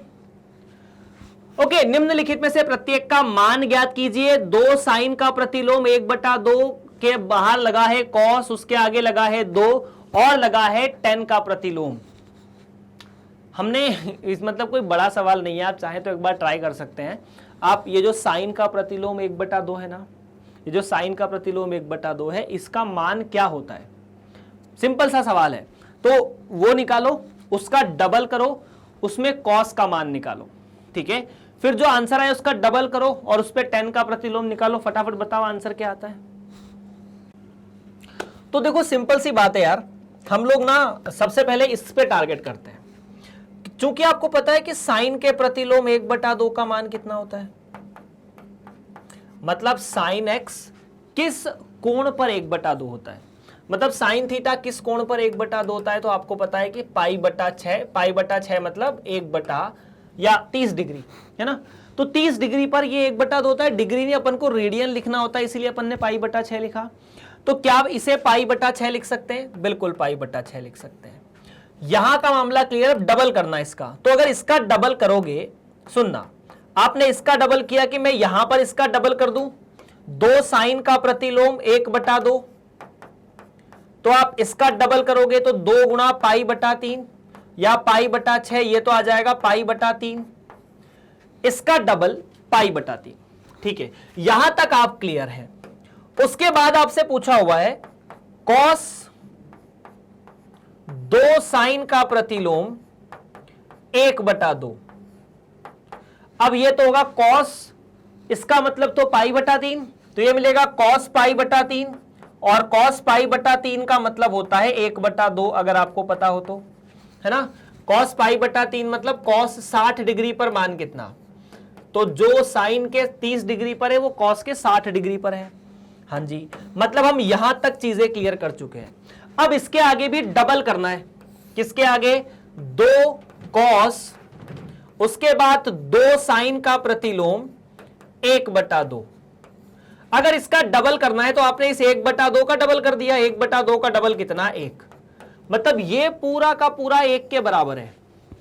अगर ये पूरा का पूरा 1 के बराबर है तो tan का प्रतिलोम फिर 2 कॉस 2 साइन का प्रतिलोम 1/2 बराबर होना चाहिए tan का प्रतिलोम 1 के, और tan का प्रतिलोम 1 कितना?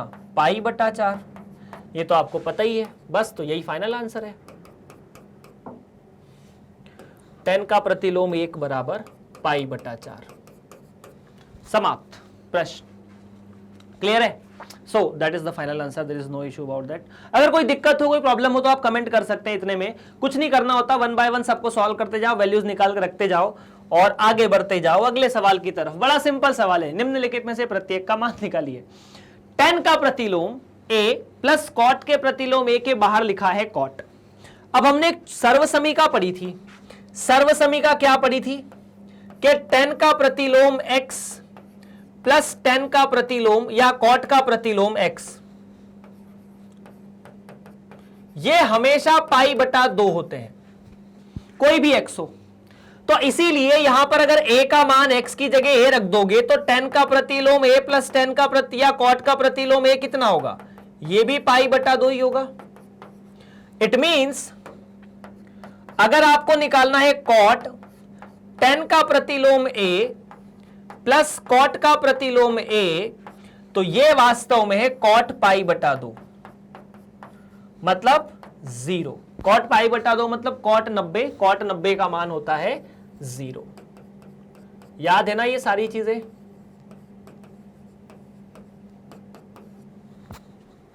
दो लाइन का आंसर है, ठीक है। ऐसे सवाल आपको काफी परेशान भी करेंगे। खैर, हाँ ये सवाल अच्छा है। निम्नलिखित में से प्रत्येक का मान ज्ञात कीजिए। tan 1/2 साइन का प्रतिलोम 2x बटा 1 प्लस एक्स का वर्ग, ठीक है। और क्या है साथ में, और है cos का प्रतिलोम 1 माइनस वाई का वर्ग प्लस 1 प्लस वाई का वर्ग।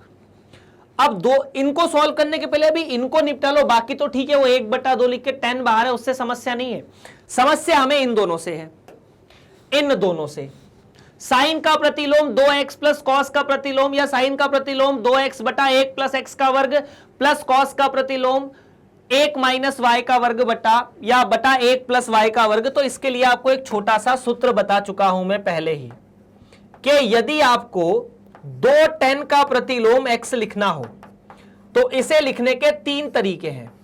उन 3 तरीकों में से 2 तरीकों की आवश्यकता है, साइन का प्रतिलोम और कॉस का प्रतिलोम। आप इसे लिख सकते हैं कॉस का प्रतिलोम 1 माइनस एक्स का वर्ग बटा एक्स का वर्ग। अब यहां x की जगह y है तो अपन y लिख देंगे, सवाल में चिंता की तो बात ही नहीं है। और दो नहीं, साइन का प्रतिलोम 2x बटा 1 प्लस एक्स का वर्ग। तो क्या, सुनना मेरी बात, साइन का प्रतिलोम 2x 1 प्लस एक्स का वर्ग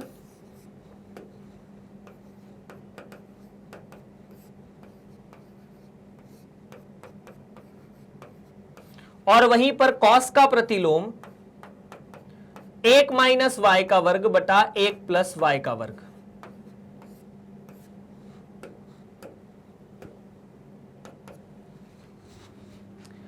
दो tan का प्रतिलोम, साइन वाले प्रतिलोम की जगह आप लिख सकते हैं 2 tan का प्रतिलोम,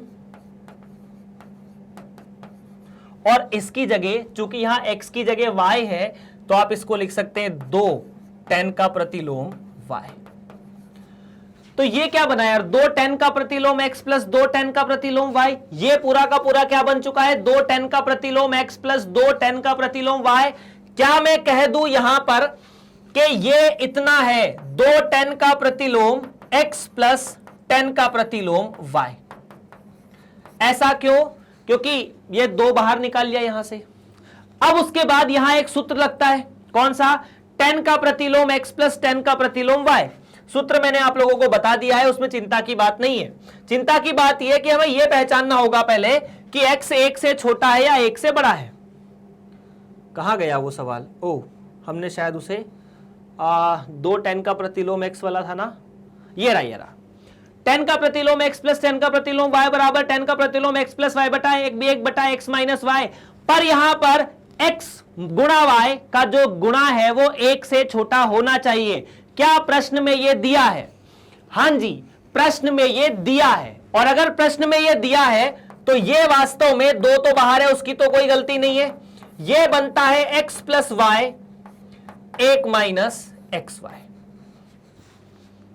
तो ये पूरी कहानी हो चुकी है इसके बराबर।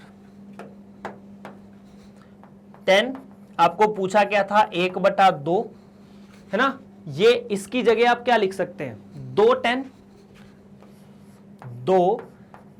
tan का प्रतिलोम x plus y 1 minus x y. तो ये तो वास्तव में हुआ 10 के अंदर tan का प्रतिलोम, है ना, x plus y 1 minus x y. और अगर 10 के अंदर 10 का प्रतिलोम हो तो सिर्फ 10 और 10 का प्रतिलोम हट जाएंगे, बच जाएगा ये, that is x plus y बटा 1 माइनस एक्स वाई। और यही आपका फाइनल उत्तर है। बस यार इसी प्रकार से क्वेश्चन को सॉल्व करना और कुछ नहीं करना है, सवालों में कुछ करना ही नहीं है। जो जो दिया है, जो जो फॉर्मूले हैं उनको लगाते जाओ, आंसर पाते जाओ। बढ़ते हैं आगे, प्रश्न नंबर 13 समाप्त। 14 की बात करते हैं। चलो प्रश्न नंबर 14 ये है कि यदि साइन के अंदर साइन का प्रतिलोम 1/5 प्लस कॉस का प्रतिलोम x बराबर 1 है तो x का मान ज्ञात कीजिए। अब यहां पर आपको ज्यादा कुछ सोचने की आवश्यकता नहीं है। अगर यहां लिखा है साइन और लिखा है साइन का प्रतिलोम 1/5 प्लस कॉस का प्रतिलोम x बराबर 1, तो एक छोटी सी बात होती ना, मुझे ये एक छोटा सा रिजल्ट ये पता है कि साइन पाई बटा 2 बराबर 1 होता है। अब अगर साइन पाई बटा 2 बराबर 1 है तो ये 1 को मैं साइन पाई बटा 2 लिख दूं, बिल्कुल लिख देता हूं।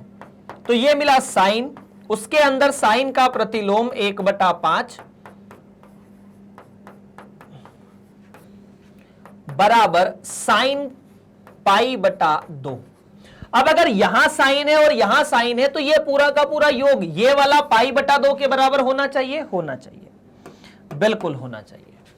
ठीक है, तो मैंने लिखा साइन का प्रतिलोम 1/5 प्लस कॉस का प्रतिलोम x बराबर पाई बटा 2। और अगर ऐसा हो, सुनना मेरी बात को बड़े गौर से, अगर ऐसा हो तो एक छोटा सा समीकरण है अपने पास, ठीक है, सर्व समीका है कि साइन का प्रतिलोम x प्लस कॉस का प्रतिलोम x बराबर पाई बटा 2 होता है। ये पाई बटा 2 कब होता है? जब ये दोनों कोण बराबर होते हैं। x x है ना, यहां पर x है तो यहां पर भी x है। इट मींस अगर ये 1/5 है तो x का मान कितना? 1/5। खत्म, और कुछ नहीं, प्रश्न समाप्त। या इसे और अगर सॉल्व करना चाहो तो इसको ऐसे भी लिख सकते हो कि मुझे सर साइन कॉस का प्रतिलोम निकालना है तो साइन वाले को वहां पहुंचा दिया, कॉस का प्रतिलोम x बराबर पाई बटा 2 माइनस साइन का प्रतिलोम 1/5, ये वाले फॉर्मूले से। अब पाई बटा 2 माइनस साइन का प्रतिलोम 1/5 तो कॉस का प्रतिलोम हो जाता है, तो यहां से मिलेगा कॉस का प्रतिलोम 1/5। देख लो, इसे वहां पहुंचा दिया ना, तो कॉस का प्रतिलोम क्या होता है? पाई बटा 2 माइनस साइन का प्रतिलोम, यही फॉर्मूला। इसे ऐसा कर दिया, कोई दिक्कत थी क्या? तो कॉस का प्रतिलोम पाई बटा 2 माइनस साइन का प्रतिलोम x, तो x बराबर कितना? 1/5 होना चाहिए। प्रश्न समाप्त, कोई दिक्कत नहीं है। चलिए आगे बढ़ते हैं, प्रश्न यहां पर समाप्त। बात करेंगे 14 नंबर के बाद 15 नंबर के क्वेश्चन की। 15वां सवाल थोड़ा कैलकुलेटिव है। कैलकुलेटिव ऐसा है कि 10 का प्रतिलोम x माइनस 1 बटा x प्लस 2, x बटा x माइनस 2, 10 का प्रतिलोम x प्लस 1 बटा x प्लस 2, यदि पाई बटा 4 है तो x का मान ज्ञात कीजिए। तो आप सबसे पहले ये तो भूल जाइए कि ये पाई बटा 4 है या नहीं है। आप छोटा सा एक फॉर्मूला याद है आपको कि 10 का प्रतिलोम x प्लस 10 का प्रतिलोम y। अब चूंकि सवाल में x दिया है और y दिया है तो x और y की जगह मैं यहां a और b ले लेता हूं कि यहां पर अगर a है और यहां पर b है तो फॉर्मूले के हिसाब से ये कितना होता था? ये होता था 10 का प्रतिलोम a माइनस या a प्लस b साथ में 1 माइनस ए बी, यही था ना। तो यदि आप a को x माइनस 1 मानते हैं, यदि आप a को x माइनस 1 बटा x माइनस 2 और b को x प्लस 1 बटा x प्लस 2 मानते हैं तो आपको क्या चाहिए? x plus a plus b और a माइनस b इस सूत्र के हिसाब से। तो आप इसको भी यही कैलकुलेट कर लिए, थोड़ा आसान रहेगा। तो यहां पर मैं a प्लस b निकालने जा रहा हूं, जिसका मतलब है x minus 1, x minus 2 plus x minus x plus 1 और x प्लस 2। इसे यहां गुणा करते हैं, इसे यहां गुणा करते हैं, ठीक है। तो यहां से मिलता है x माइनस 1, x प्लस 2, साथ ही साथ plus x minus x plus 1, x minus 2 divided by x minus 2, x plus 2। अब उसके बाद दोनों का गुणा भी करना होगा, तो दोनों का, अच्छा इसे सिंपल भी कर सकते हैं थोड़ा सा। अगर सरल करते हैं, देखते हैं क्या आता है ना। तो अगर सरल करेंगे तो ये मिलेगा, क्या मिलना चाहिए? x का वर्ग, वहां से भी x का वर्ग, तो 2x का वर्ग, ठीक है। माइनस x प्लस x, तो minus x plus 2x, minus 2x plus x, ये आपस में खत्म हो जाएंगे। यहां पर माइनस 2 और यहां पर माइनस 2, मतलब माइनस 4 बचना चाहिए। और यहां पर a प्लस बी और a माइनस बी का सूत्र होता है छोटा सा एक, क्या होता है? a प्लस बी अगर लिखा हो और a माइनस बी, अरे a और b तो यहां ले लिए ना अपन ने, तो अल्फा प्लस बीटा मान लेते हैं। Alpha plus beta, alpha minus beta, ये होता है अल्फा का वर्ग माइनस बीटा का वर्ग। तो ये कितना हो जाएगा, x का वर्ग माइनस 2 का वर्ग, 2 का वर्ग तो 4, तो ये बन जाएगा x का वर्ग माइनस 4। अभी एक गुणा और करना है, ये वाला 1 माइनस ए बी, ठीक है। तो 1 माइनस ए बी का मतलब कितना, 1 minus x minus 1, x minus 2, x plus 1, x plus 2। और उसी फॉर्मूले के हिसाब से a plus b, a minus b से ये हो जाना चाहिए 1 माइनस एक्स का वर्ग माइनस 1, एक्स का वर्ग माइनस 2। और अगर इसे सॉल्व करोगे तो यहां से मिलेगा x के वर्ग से x का वर्ग गया, लघुत्तम लेने पर x का वर्ग माइनस 2 माइनस एक्स का वर्ग प्लस 1 बटा x का वर्ग माइनस 2। तो x के वर्ग से x का वर्ग तो गया, माइनस 1 बच जाएगा। तो ये कहानी वास्तव में माइनस 1 बटा x का वर्ग माइनस 2 है, इतनी सी है और कुछ नहीं। तो यार ये आपके पास है, ये आपके पास है, तो क्या आप लोग आने वाले फॉर्मूले को ऐसा लिख सकते हैं, कैसा, मतलब जो आपको बोला गया था कि 10 का प्रतिलोम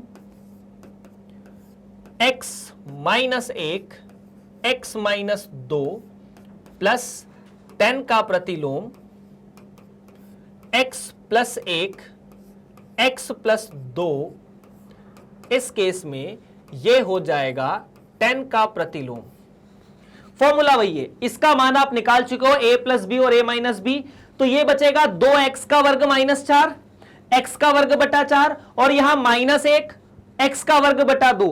वेट 2 नहीं, ये भी 4 ही हो जाएगा यार। अच्छा 4 हो जाएगा तो फिर थोड़ा सा कैलकुलेशन यहां चेंज होना चाहिए, यहां 2 की जगह 4 आना चाहिए, और अगर यहां 4 आएगा तो यहां पर भी 4। ये a प्लस बी और a माइनस बी, एक्स का वर्ग माइनस 2 का वर्ग जो कि 4 होगा, तो यहां पर माइनस 3 होगा ना कि 1 होगा। तो देखो जब हम इससे इसको भाग देंगे, क्यों देंगे, क्योंकि a प्लस बी का मान तो ये है और 1 माइनस ए बी का मान ये है। तो x का वर्ग माइनस 4 से x का वर्ग माइनस 4 तो कट जाएगा, बचेगा क्या, 2x का वर्ग माइनस 4 ऊपर माइनस 3 नीचे। तो ये बचेगा 2x का वर्ग माइनस 4 बटा माइनस 3। और प्रश्न में ये आपको पाई बटा 4 के बराबर दिया है। अगर ये पाई बटा 4 के बराबर दिया है तो आप इसको ऐसे भी लिख सकते हैं, 2x का वर्ग माइनस 4 बटा माइनस 3 बराबर 10 पाई बटा 4। वो 10 को प्रतिलोम को उधर भेज दिया, और 10 पाई बटा 4 कितना होता है, 1 होता है। तो ये लिखा जाएगा कुछ ऐसा,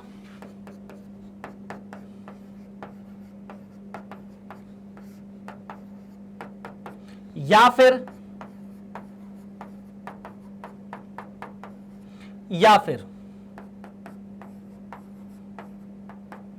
ये 4 उधर गया तो कितना हो जाएगा, प्लस 4 हो जाएगा, 4 माइनस 3, ठीक है।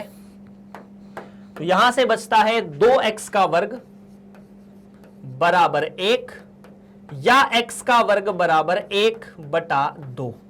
अगर x का वर्ग बराबर 1 बटा 2 है, प्रश्न में आपको क्या बोला है, कुछ नहीं बोला, x का वर्ग बराबर 1 बटा 2 है, तो x बराबर प्लस माइनस 1 बटा रूट 2। यही प्रश्न है और कुछ नहीं। देख लो, मेरे हिसाब से अपन ने सारा कैलकुलेशन सही किया है। अगर कुछ गड़बड़ है तो अपन एक बार फिर से ऐसे सवालों में चेक करना जरूर चाहेंगे।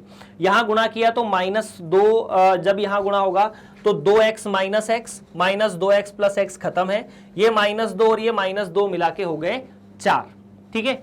उसके बाद ये कहानी सेम थी, यहां x का वर्ग -1, x का वर्ग -4, x का वर्ग -4 प्लस x का वर्ग प्लस 1 हो जाएगा ब्रैकेट ओपन होने पर।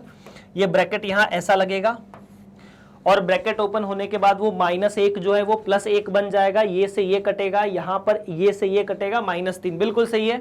2x का वर्ग बटा 4 -3 उधर गया तो 2x का वर्ग -4 बराबर -3, 2x का वर्ग बराबर 1, x का वर्ग बराबर 1 बटा 2, या x का वर्ग बराबर ±1 बटा रूट 2, करेक्ट है। चलिए, तो इस प्रकार से यह प्रश्न समाप्त होता हुआ। अगर आपको कोई दिक्कत हो, कोई परेशानी हो तो आप कमेंट जरूर कर दीजिएगा, उसके बिना आपको भी मजा नहीं आएगा। प्रश्न नंबर 15 समाप्त।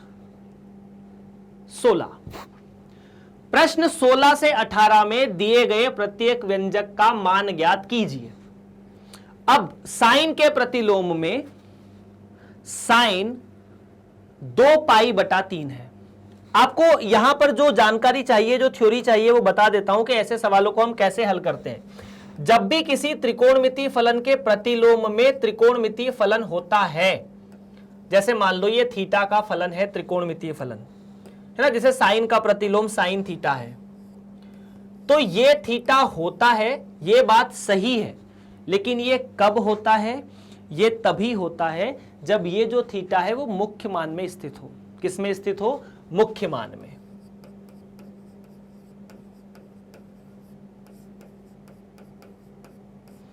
अब जैसे मैं साइन के प्रतिलोम की बात करता हूं, ठीक है, ध्यान से सुनना। जब मैं परिभाषित करता हूं साइन का प्रतिलोम x, तो इसका जो मान है, मतलब ये जो फलन परिभाषित होता है वो, अगर मान लीजिए ये fx नाम का एक फलन है, तो इस फलन को परिभाषित होने के लिए आपको ये जानकारी देनी पड़ेगी कि ये जो f नाम का फलन है वो वास्तव में -1 से लेकर 1 में और -π/2 से π/2 तक गया है।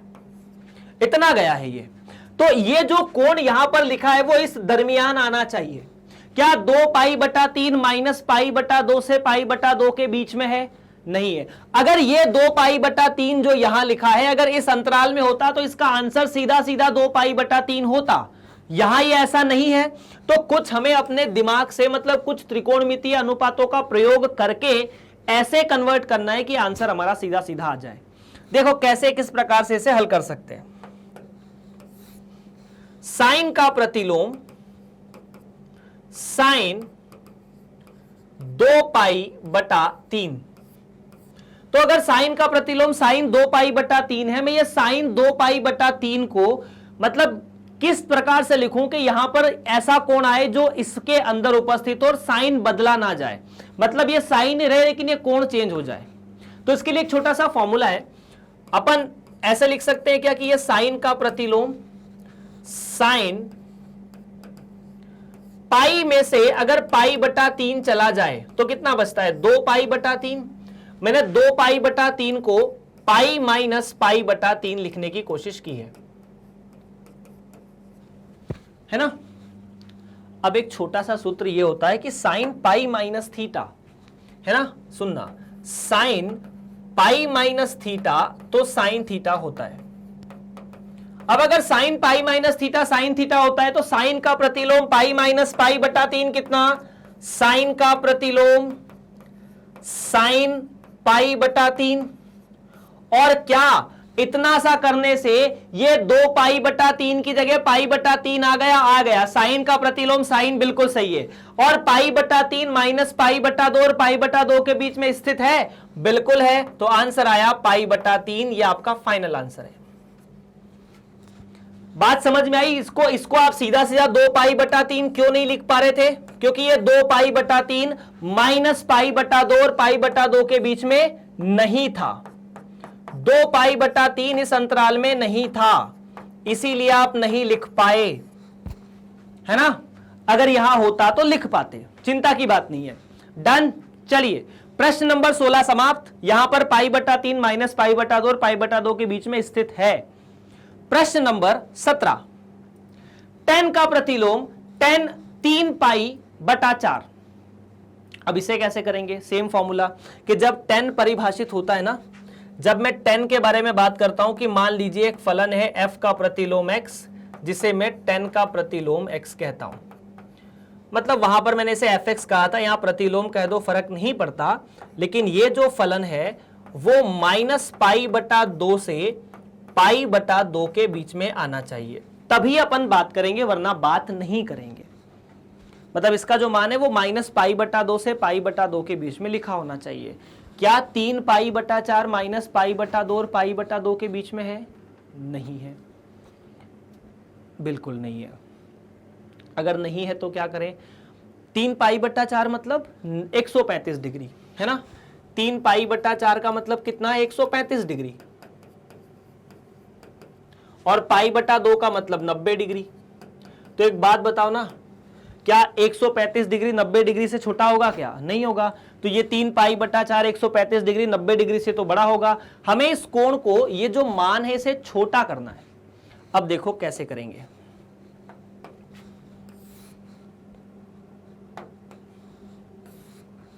आपको दिया है 10 का प्रतिलोम, ठीक है, 10 3 पाई बटा 4। अच्छा, ये 10 का प्रतिलोम 10 3 पाई बटा 4 है। मैं इसे फिर से पाई माइनस पाई बटा 4 लिख दूं। ये जो 3 पाई बटा 4 है, सुनना, 3 पाई बटा 4 को आप पाई माइनस पाई बटा 4 लिख सकते हैं। पाई मतलब 180, पाई बटा 4 मतलब 45। और 12वीं कक्षा में हो तो 80 45 90 इन सभी को भूल जाओ। पाई बटा 4 पाई बटा 5 इनमें बात कर लो। इसे ऐसा लिखा जा सकता है 10 का प्रतिलोम, उसमें 10 और पाई माइनस पाई बटा 4। अब पाई माइनस पाई बटा 4 को क्या कह सकते हैं? तो सर एक छोटा सा फॉर्मूला होता है कि 10 पाई माइनस पाई बटा 4 या 10 पाई माइनस थीटा बराबर माइनस 10 थीटा। तो यार ये तो गड़बड़ हो गई, यहां एक माइनस आ गया। हम तो सॉल्व करने जा रहे थे सवाल को, और ये 10 के प्रतिलोम में माइनस 10 पाई बटा 4 आ गया। लेकिन एक खुशी की बात यह रही कि ये जो 3 पाई बटा 4 90 से बड़ा हो रहा था, पाई बटा 4 जो आया वो पाई बटा 2 से छोटा है। मतलब हम कह सकते हैं कि पाई बटा 4 जो कि 45 डिग्री है वो 90 डिग्री से तो छोटा ही होगा। मतलब पाई बटा 4 इस अंतराल में उपस्थित है। अब ये माइनस का क्या करें? तो माइनस के लिए एक छोटा सा फॉर्मूला होता है। क्या होता है कि यदि 10 के प्रतिलोम में कहीं माइनस आता है तो इसमें माइनस बाहर आ जाता है, यही होता है। तो ये जो माइनस है वो बाहर आ जाएगा। अगर ये माइनस बाहर आ जाएगा तो यहां से मिलेगा माइनस 10 का प्रतिलोम 10 पाई बटा 4, और 10 का प्रतिलोम 10 पाई बटा 4। चूंकि ये पाई बटा 4 माइनस पाई बटा 2 और पाई बटा 2 के बीच में है तो आंसर आ जाएगा माइनस पाई बटा 4। ये आपका फाइनल उत्तर। माइनस बाहर आ चुका था पहले ही, ऐसे निकल गया। क्लियर है? देख लो अगर कोई समस्या है तो। नहीं है तो फिर बहुत अच्छी बात है, अगर है तो बहुत बुरी बात है। चलिए प्रश्न नंबर 17 समाप्त।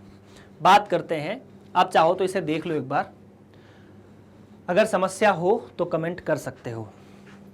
चलो प्रश्न नंबर 18, लिटिल बिट कैलकुलेटिव। आपको इसका मान ज्ञात करना है। 10 के अंदर साइन का प्रतिलोम है और कॉट का प्रतिलोम 2/3 है। अब अगर 10 के अंदर 10 का प्रतिलोम होता तो मैं कुछ सोचता। साइन का प्रतिलोम है, इसे कैसे लिखा जाए, इसे कैसे बदला जाए, साइन के प्रतिलोम को 10 में कैसे बदलें। तो बड़ी सिंपल सी विधि है, बहुत सिंपल सी। ठीक है, मैं आपको क्या करना है, बेसिकली इसे और इसे, इन दोनों को 10 के प्रतिलोम में लिखना है। जैसे मान लो ये 10 का प्रतिलोम 10 आए, ये 10 का प्रतिलोम 20 आए, तो फिर मैं इन दोनों के लिए 10 का प्रतिलोम a प्लस 10 का प्रतिलोम b का सूत्र लगा सकता हूं। तो मैंने सबसे पहले बात की साइन का प्रतिलोम 3/5 के बारे में, और इसे मान लिया थीटा। क्या मान लिया? थीटा। अब अगर इसे थीटा मान लिया तो क्या आप लिख सकते हैं साइन थीटा का मतलब कितना होगा? 3/5। इसे इधर बेस दिया समझ लो, तो 3/5 बराबर साइन थीटा। अब यदि किसी त्रिभुज में आप एक त्रिभुज बनाइए जिसमें कोण जो है वो थीटा है, एक कोण थीटा है, तो साइन थीटा का मतलब क्या होता है? अगर मैं इस कोण के सामने की भुजा को P कहूं, ये B कहूं और ये H कहूं, तो ये तो होगा ना P/H। तो मान लेते हैं P का मान कितना? 3 और H का मान 5। P का मान यहां से देखने पर 3 और H का मान 5 आ जाएगा। कक्षा 10वीं में ऐसे सवाल किए आपने? ठीक है। अब B का मान कैसे निकालेंगे? तो मुझे पता है कि अगर कोई त्रिभुज समकोण त्रिभुज है तो उस केस में H का जो वर्ग होता है वो P का वर्ग प्लस B का वर्ग होता है। H का वर्ग मतलब 5 का वर्ग p का वर्ग 3 का वर्ग और b का वर्ग नहीं पता। 5 का वर्ग 25, ये 9, तो b का मान यहां से आ जाएगा 4, 16। ये भी आपको बहुत अच्छे से पता है। तो अगर आपके सामने b है, सुनना मेरी बात को बड़े ध्यान से, तो क्या आप यहां से tan थीटा निकाल सकते हैं? हां सर निकाल सकते हैं। tan थीटा क्या होता है? p बटा b, बिल्कुल सही बात है, p बटा b। और अगर ये p बटा b होता है तो tan थीटा बराबर p बराबर 4 है, 3 है और ये 4 है, तो tan थीटा बराबर 3 बटा 4। तो क्या मैं यहां से थीटा को फिर से आजाद कर सकता हूं कि ये tan का प्रतिलोम 3 बटा 4 है? बिल्कुल बात सही है, इतना कर सकते हैं ना? ओके। सेकंड बात, अच्छा ये भी थीटा है और ये भी थीटा है। अगर दोनों थीटा है तो क्या मैं यहां से लिख सकता हूं कि मैंने बड़ी आसानी से साइन के प्रतिलोम 3 बटा 5 को tan के प्रतिलोम में बदल दिया है, जो कि आएगा 3 बटा 4। पहली बात तो ये कि ये जो यहां साइन था ना tan के अंदर, मैंने इसे ऐसा लिख दिया, बहुत अच्छा लगा मुझे। इसे समीकरण 2 बोल दो, इसे समीकरण 1 बोल दो। और कॉट वाले के बारे में तो और बड़ी अच्छी बात है। एक छोटा सा फॉर्मूला होता है कि कॉट का प्रतिलोम 1 बटा x बराबर tan का प्रतिलोम x। मतलब क्या है कि जो कॉट में लिखा है उसे उल्टा कर दो तो tan आ जाएगा। तो अगर यहीं पर आप कॉट का प्रतिलोम 3 बटा 2 के बारे में बात करते हैं तो ये इससे ऐसा भी तो लिख सकते हैं ना, कॉट का प्रतिलोम 3 को नीचे पहुंचा देंगे तो 1 बटा 2 बटा 3। तो क्या यहां x का काम 2 बटा 3 कर रहा है? बिल्कुल कर रहा है। तो इसे लिखा जा सकता है tan का प्रतिलोम 2 बटा 3। सो फाइनली क्या मैं यहां पर लिख सकता हूं एक नई बात ऐसी कि कॉट का प्रतिलोम 3 बटा 2, सुनना बात को, कॉट का प्रतिलोम 3 बटा 2 बराबर tan का प्रतिलोम 2 बटा 3। और यही आपका फाइनल उत्तर है। मतलब अभी दूसरा वाला पार्ट, आपने दोनों को देखो, इसे साइन और कॉट दोनों को tan के रूप में बदल दिया है। अगर दोनों को tan के रूप में बदल दिया है तो अब मैं यहां से लिखने की कोशिश करता हूं आगे की कहानी। प्रश्न था आपके सामने tan का प्रतिलोम या tan के अंदर साइन का प्रतिलोम 3 बटा 5 प्लस कॉट का प्रतिलोम 3 बटा 2, जिसे लिखा जा सकता है tan के अंदर tan का प्रतिलोम 3 बटा 4 प्लस tan का प्रतिलोम 2 बटा 3, है ना? इसकी जगह ये लिख दिया, इसकी जगह ये लिख दिया। समीकरण 1, 2 और 3 से, है ना? कहां से लिखा ये? समीकरण 1, 2 एवं 3 से। ठीक है, अब इसे सॉल्व करें। ठीक है, यहां tan का प्रतिलोम नहीं है ना। tan के अंदर tan का प्रतिलोम 3 बटा 4 प्लस tan का प्रतिलोम 2 बटा 3, इसे कैसे सॉल्व करेंगे? तो यहां tan का प्रतिलोम a प्लस tan का प्रतिलोम b का एक छोटा सा सूत्र है जो आप लोग इससे बहुत सारे सवाल करके आ चुके हैं।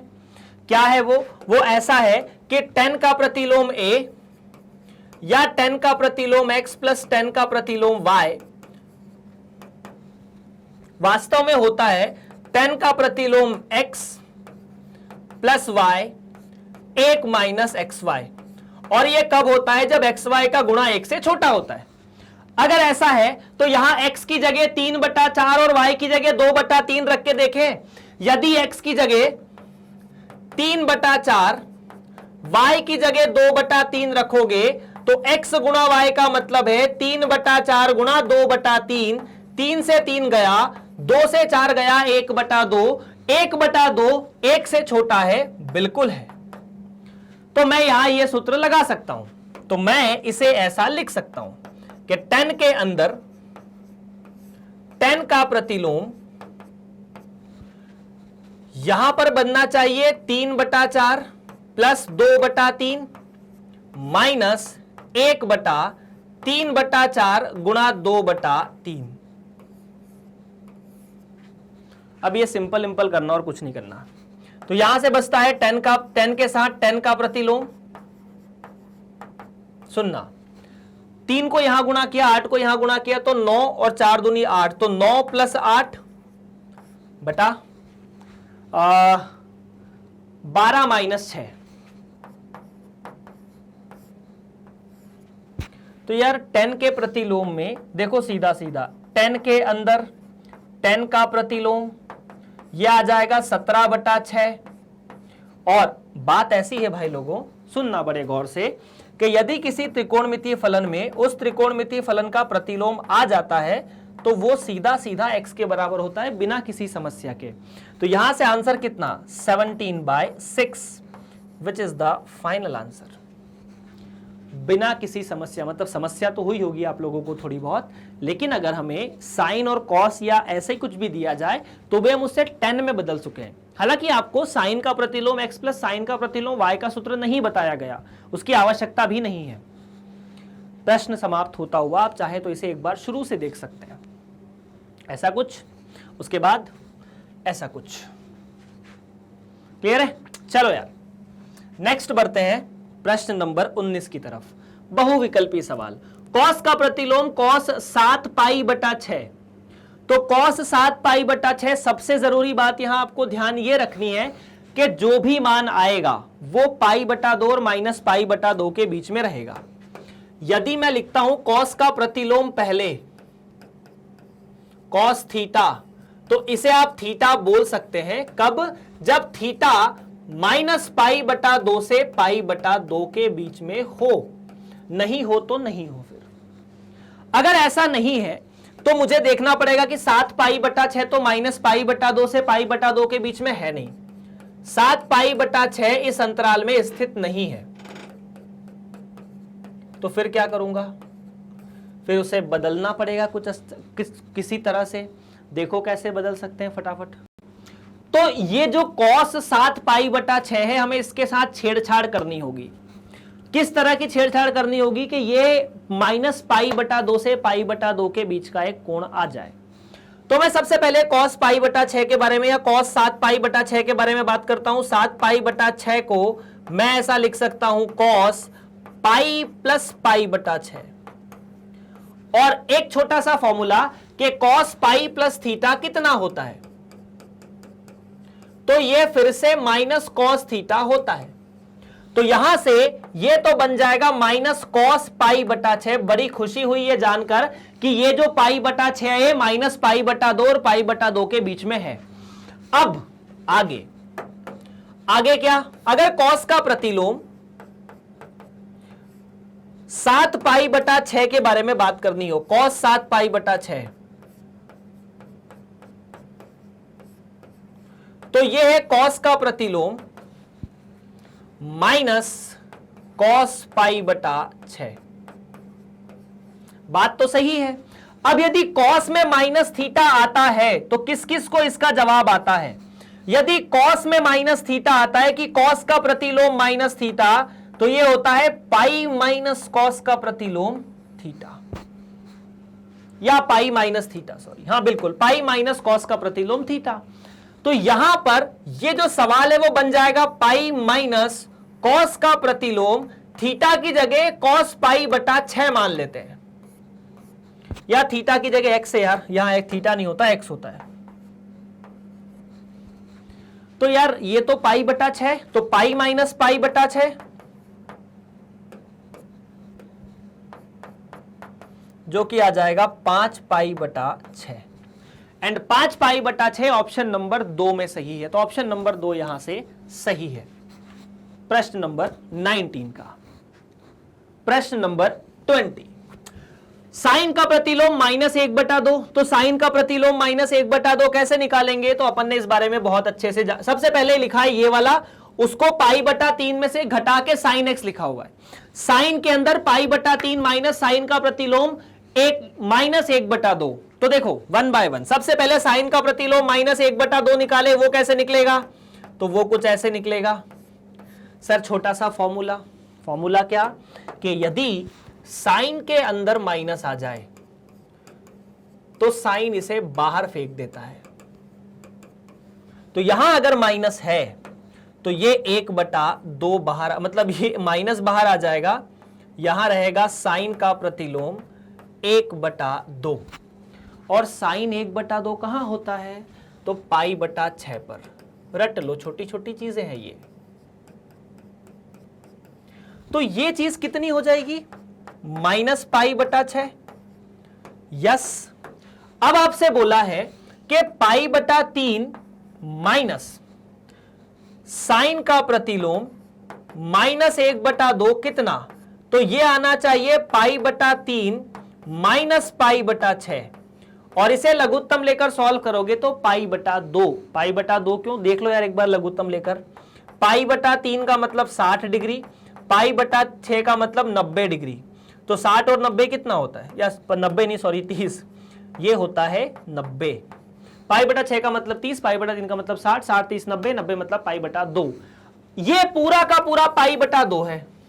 तो आपको जो आंसर है वो क्या है फिर, साइन π/2 और साइन π/2 का मतलब तो 1 होता है। सो ऑप्शन नंबर 4 करेक्ट, बिना किसी समस्या के। चलो यार नेक्स्ट बढ़ते हैं आगे। प्रश्न नंबर 21, 10 का प्रतिलोम -√3, ठीक है, या 10 का प्रतिलोम √3 माइनस कॉट का प्रतिलोम -√3। तो सबसे पहले कॉट वाले मामले में बात कर लेते हैं कि कॉट का प्रतिलोम -√3 का मतलब क्या।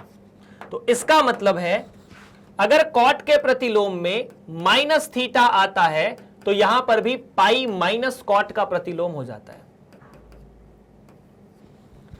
या थीटा लिखा हो एक्स लिखा हो फर्क नहीं पड़ता। तो यहां से हो जाएगा पाई माइनस कॉट का प्रतिलोम √3। अब छोटे छोटे दो मान हैं, 10 √3 कहां होता है, तो यह सवाल आपसे पूछा जाएगा कि 10 का प्रतिलोम √3 कहां, आप कहोगे 60 डिग्री पर। आपसे कहे कॉट का प्रतिलोम √3 कहां, तो आप कहोगे 30 डिग्री पर। अरे मैंने उल्टा लिख दिया, 60 और 30 उल्टा है ना, ये 3 है और ये 6 है। तो ये तो मिला π/6, तो यहां पर मिला पाई माइनस π/6, पाई माइनस π/6 कितना 5π/6। तो 10 का प्रतिलोम √3 माइनस कॉट का प्रतिलोम -√3। तो भाई साहब 10 का प्रतिलोम √3 का मतलब π/3 माइनस कॉट का प्रतिलोम -√3 मतलब 5π/6। इतना ही है, इतना ही है ना, 5π/6। देख लो अगर एक बार आपको कोई समस्या हो तो। क्लियर है, तो बस इसे लघुत्तम लेके सॉल्व करना था यार, है ना। तो लघुत्तम लोगे तो यह आ जाएगा 2π/6 माइनस 5π/6, कुल मिला के -3π/6 और 3π/6 इज इक्वल टू -π/2, जो कि विकल्प नंबर 2 है। तो इस प्रकार ये प्रश्नावली पूरी हमारे सामने एक तय समय में समाप्त होती हुई, और मुझे उम्मीद है कि आप लोगों ने इस प्रश्नावली से बहुत कुछ सीखा है। तो चलिए इस प्रश्नावली की समाप्ति के साथ ही हम एक छोटी सी जानकारी आपको बता देते हैं। अभी तक जो भी आपने पढ़ा, जो भी आप पढ़ रहे हैं, इसे YouTube पर पढ़ रहे हैं। जो बच्चे ऐप पर या फिर वेबसाइट पर पढ़ रहे हैं उनके लिए बहुत अच्छा है। बाकी अगर आप YouTube पर इन लेक्चर्स को देख रहे हैं तो कोई दिक्कत नहीं है, आप प्लेलिस्ट के माध्यम से इन लेक्चर्स को डेली देख सकते हैं बिना किसी दिक्कत के। परंतु यदि आप इन्हें सिस्टमैटिक मैनर में देखना चाहते हैं तो गूगल पर जाइए, www.magnetbrains.com लिखिए। उसके बाद अपनी कक्षा चयन कीजिए। CBSE पहले माध्यम चयन करेंगे, हिंदी वाला माध्यम, CBSE 7वीं से 12वीं, कक्षा 12वीं में गणित विषय। जैसे गणित विषय पे क्लिक करेंगे आपको NCERT जैसी कुछ लिखा हुआ दिखेगा कि NCERT पढ़ाई जा रही है। जो चैप्टर आपको पढ़ना है उस चैप्टर पे आप क्लिक कर सकते हैं। जिस चैप्टर पे क्लिक करेंगे उसके सारे टॉपिक वाइज वीडियोस, मतलब टॉपिक आपको दिखे रहेंगे कि ये टॉपिक नंबर 1 है, इसमें ये पढ़ा है, इसमें ये। जिस टॉपिक पे क्लिक करेंगे उसका वीडियो ऑटोमेटिकली चलना शुरू हो जाएगा।